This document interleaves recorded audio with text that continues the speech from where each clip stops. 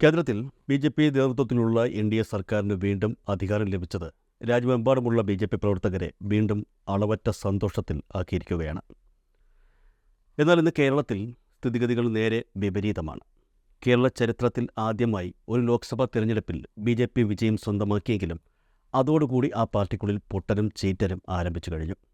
രണ്ട് രാഷ്ട്രീയ പാർട്ടിക്കാർ തമ്മിൽ അങ്ങോട്ടും ഇങ്ങോട്ടും ആരോപണങ്ങൾ ഉന്നയിക്കുന്നതും പോര് വിളിക്കുന്നതുമൊക്കെ സാധാരണയായി നമ്മൾ കണ്ടുവരുന്ന കാര്യങ്ങളാണ്. എന്നാൽ ഇവിടെ നേരെ തിരിച്ചാണ്. ബി.ജെ.പി. പാർട്ടിക്കുള്ളിൽ തന്നെ വലിയ രീതിയിലുള്ള തമ്മിലടി നടക്കുകയാണ്. അതിനിടയിൽ ബി.ജെ.പി. അനുഭാവമുള്ള വ്യക്തികൾ കൂടി ഈ പ്രശ്നത്തിൽ ഇടപെട്ടതോടെ കാര്യങ്ങൾ മറ്റൊരു വഴിക്കാണ് നീങ്ങുന്നത്. നിലവിൽ ബി.ജെ.പിയിലെ വിഷയം രണ്ടു ജാതി സംഘടനകൾ തമ്മിലുള്ള വിഷയമായി മാറുമോ എന്ന സംശയത്തിലാണ് ഇപ്പോൾ കേരളത്തിലെ ജനങ്ങൾ. അത്തരത്തിലുള്ള നീക്കങ്ങളാണ് ഈ സംഘടനയ്ക്കുള്ളിൽ ഉണ്ടാകുന്നത്. എന്നാൽ അതിനിടയിൽ ബി.ജെ.പിയിലെ ഈ പറഞ്ഞ നേതാക്കളോ പ്രവർത്തകരോ സ്വപ്നത്തിൽ പോലും ചിന്തിക്കാത്ത ചില കാര്യങ്ങളും ഇതിന് അനുബന്ധമായി സംഭവിക്കുകയാണെന്ന് കൂടി സൂചനകൾ പുറത്തുവരുന്നുണ്ട്.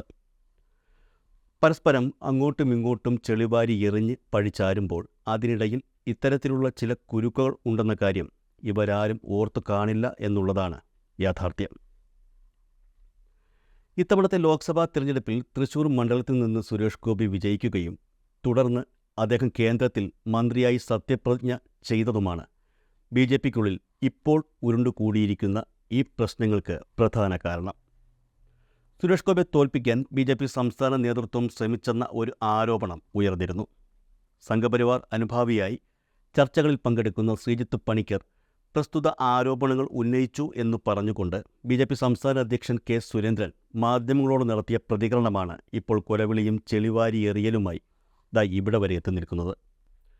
യഥാർത്ഥത്തിൽ സുരേഷ് ഗോപിയെ തോൽപ്പിക്കാൻ സംസ്ഥാന നേതൃത്വവും ശ്രമിച്ചു എന്ന ആരോപണം ഉന്നയിച്ചത് ഇപ്പോഴൊന്നുമല്ല. ലോക്സഭാ തെരഞ്ഞെടുപ്പിന്റെ വോട്ടെടുപ്പ് കഴിഞ്ഞതിന് പിന്നാലെ ബി.ജെ.പി. നേതാവും ആലപ്പുഴ ലോക്സഭാ മണ്ഡലത്തിലെ ബി.ജെ.പി. സ്ഥാനാർത്ഥിയുമായ ശോഭാ സുരേന്ദ്രൻ ഇത് സംബന്ധിച്ച് സംസ്ഥാന നേതൃത്വത്തിന് പരാതി നൽകിയിരുന്നു എന്ന വാർത്തകൾ നേരത്തെ പുറത്തു വന്നിരുന്നു. ലോക്സഭാ തെരഞ്ഞെടുപ്പിൽ സുരേഷ് ഗോപിക്കൊപ്പം മറ്റ് 3 പേരെ കൂടി തോൽപ്പിക്കാൻ സംസ്ഥാന നേതൃത്വം ശ്രമിച്ചു എന്നായിരുന്നു ആരോപണം ഉയർന്നത്. തിരുവനന്തപുരത്ത് രാജീവ് ചന്ദ്രശേഖർ, ആലപ്പുഴയിൽ ശോഭാ സുരേന്ദ്രൻ, പത്തനംതിട്ടയിൽ അനിൽ ആന്റണി, തൃശൂരിൽ സുരേഷ് ഗോപി എന്നിവരെ തോൽപ്പിക്കാൻ ശ്രമിച്ചു എന്നായിരുന്നു പരാതിയിൽ പറഞ്ഞിരുന്ന ആരോപണങ്ങൾ. ഈ ആരോപണങ്ങളെ സംബന്ധിച്ച് ദേശീയ നേതൃത്വവും അന്വേഷണം ആരംഭിച്ചു എന്നാണ് അറിയാൻ കഴിയുന്നത്. പ്രസ്തുത ആരോപണങ്ങളുടെ ചുവട് പിടിച്ചാണ് ശ്രീജിത്ത് പണിക്കർ സംസ്ഥാന നേതൃത്വത്തിനെതിരെ ചാനൽ ചർച്ചയിൽ പരാമർശങ്ങൾ ഉന്നയിച്ചത്. സുരേഷ് ഗോപിയെ തോൽപ്പിക്കാൻ ബി.ജെ.പി. സംസ്ഥാന നേതൃത്വം ശ്രമിച്ചു എന്ന ആരോപണം സംസ്ഥാന അധ്യക്ഷനായ കെ സുരേന്ദ്രനെ ചൊടിപ്പിച്ചു.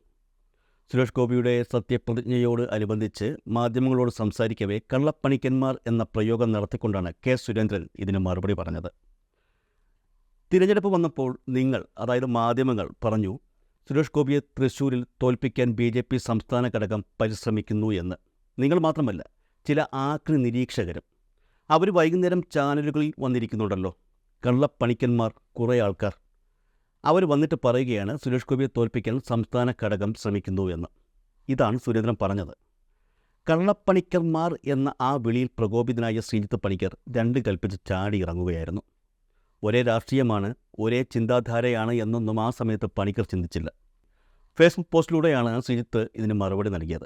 മറുപടി നൽകുക മാത്രമല്ല, കെ സുരേന്ദ്രനെ കളിയാക്കി വിളിക്കാൻ ഉപയോഗിക്കുന്ന ഉള്ളിയുടെ ചിത്രവും ശ്രീജിത്ത് പണിക്കർ പോസ്റ്റ് ചെയ്തു. സാധാരണയായി സവാളയാണ് ഈ കളിയാക്കലുകൾക്ക് ഉപയോഗിച്ച് കണ്ടിട്ടുള്ളത്. എന്നാൽ ഇത്തവണ ശ്രീജിത്ത് ഉപയോഗിച്ചത് ചെറിയ ഉള്ളിയുടെ ചിത്രമായിരുന്നു. ശ്രീജിത്ത് പണിക്കർ രൂക്ഷമായ ഭാഷയിലാണ് സുരേന്ദ്രനോടുള്ള മറുപടി ഫേസ്ബുക്കിൽ പോസ്റ്റ് ചെയ്തത്. ഗണപതി വട്ടജി എന്ന് വിളിച്ചുകൊണ്ടാണ് ശ്രീജിത്ത് പോസ്റ്റ് തുടങ്ങിയത്. സുരേഷ് ഗോപിയുടെ വിജയത്തിൽ ഒരു പങ്കുമില്ലാത്ത നിങ്ങൾ എന്തിനാണ് എന്നോട് 8 കാലി മമ്മൂഞ്ഞ് കളിക്കുന്നതെന്ന് തനിക്ക് മനസ്സിലായില്ല എന്ന് പോസ്റ്റിൽ ശ്രീജിത്ത് പറഞ്ഞു. നിങ്ങൾക്കെന്നോട് നല്ല കലിപ്പുണ്ടാകും. മകൻ്റെ കള്ള നിയമനം, തിരഞ്ഞെടുപ്പ് കാലത്തെ കുഴൽപ്പണം, തുപ്പൽ വിവാദം, സ്ഥലപ്പേര് വിവാദം, ഇതിലൊക്കെ നിങ്ങളെ തള്ളിപ്പറഞ്ഞതിൽ നിങ്ങൾക്ക് നല്ല കലിപ്പുണ്ടാകും. സ്വാഭാവികം.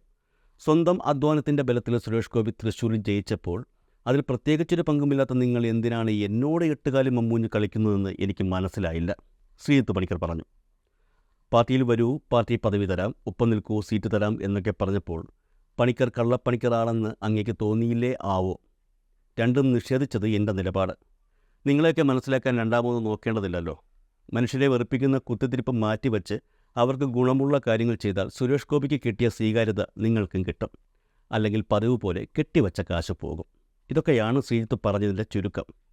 കൂട്ടത്തിൽ ഉള്ളിയുടെ ചിത്രവും പങ്കുവച്ചുകൊണ്ട് ചെറിയ ഉള്ളി തൊലിയുരിച്ച ചിത്രം എന്ന വാചകത്തോടെയാണ് ശ്രീജിത്ത് പണിക്കർ പോസ്റ്റ് അവസാനിപ്പിച്ചത്. എന്തായാലും ഇതിന് മറുപടി പറയാൻ കെ സുരേന്ദ്രൻ ഇതുവരെ വന്നിട്ടില്ല. പക്ഷെ മറ്റൊരു സംഗതി അണിയറയിൽ നടക്കുന്നുണ്ട്. കെ സുരേന്ദ്രന് എതിരെ ശ്രീജിത്ത് പണിക്കർ ഫേസ്ബുക്കിലൂടെ ഉന്നയിച്ച ആരോപണങ്ങൾ ഒന്ന് കാര്യമായി ഗൗനിക്കാൻ തന്നെയാണ് സർക്കാർ തീരുമാനിച്ചിരിക്കുന്നത് എന്നാണ് ഇപ്പോൾ പുറത്തുവരുന്ന റിപ്പോർട്ടുകൾ. അതായത് വളരെ ഗുരുതരമായ ആരോപണങ്ങളാണ് കെ സുരേന്ദ്രനെതിരെ ശ്രീജിത്ത് പണിക്കർ ഉന്നയിച്ചിരിക്കുന്നത് എന്ന് വ്യക്തം. പ്രധാനമായി 3 ആരോപണങ്ങളാണ് പ്രസ്തുത പോസ്റ്റിൽ ശ്രീജിത്ത് പണിക്കർ സുരേന്ദ്രനെതിരെ ചൂണ്ടിക്കാട്ടിയിരിക്കുന്നത്. ഇതിലൊരു ആരോപണം ഇപ്പോൾ അന്വേഷണ വഴിയിലാണ്. അതിനിടയിലാണ് ഒരു വെളിപ്പെടുത്തൽ പോലെ ഈ പോസ്റ്റും എത്തിയിരിക്കുന്നത്. മകൻ്റെ കള്ള നിയമനം, തിരഞ്ഞെടുപ്പ് കാലത്തെ കുഴൽപ്പണം, തുപ്പൽ വിവാദം, സ്ഥലപ്പേര് വിവാദം, ഇതിലൊക്കെ നിങ്ങളെ തള്ളിപ്പറഞ്ഞതിൽ നിങ്ങൾക്ക് നല്ല കലിപ്പുണ്ടാകുമെന്നാണ് ശ്രീജിത്ത് പണിക്കർ പോസ്റ്റിൽ പറഞ്ഞിരിക്കുന്നത്. ഇതിൽ ഒന്നാമത്തെ ആരോപണം കെ സുരേന്ദ്രൻ്റെ മകന് കേന്ദ്ര സർക്കാർ ജോലി ലഭിച്ചതുമായി ബന്ധപ്പെട്ടാണ്. കെ സുരേന്ദ്രൻ്റെ മകൻ ഹരികൃഷ്ണന് കേന്ദ്ര സർക്കാർ സ്ഥാപനമായ രാജീവ് ഗാന്ധി സെൻറ്റർ ഫോർ ബയോടെക്നോളജിയിൽ ജോലി ലഭിച്ചത് അതുവരെ ഉണ്ടായിരുന്ന മാനദണ്ഡങ്ങളിൽ മാറ്റം വരുത്തിയാണെന്ന് അന്നേ ആരോപണമുണ്ടായിരുന്നു. പക്ഷേ സുരേന്ദ്രനാണ്, BJP ആണ്. അതുകൊണ്ട് തന്നെ കേരളത്തിലെ പ്രമുഖ മാധ്യമങ്ങൾക്ക് അന്നത് വാർത്തയല്ലായിരുന്നു.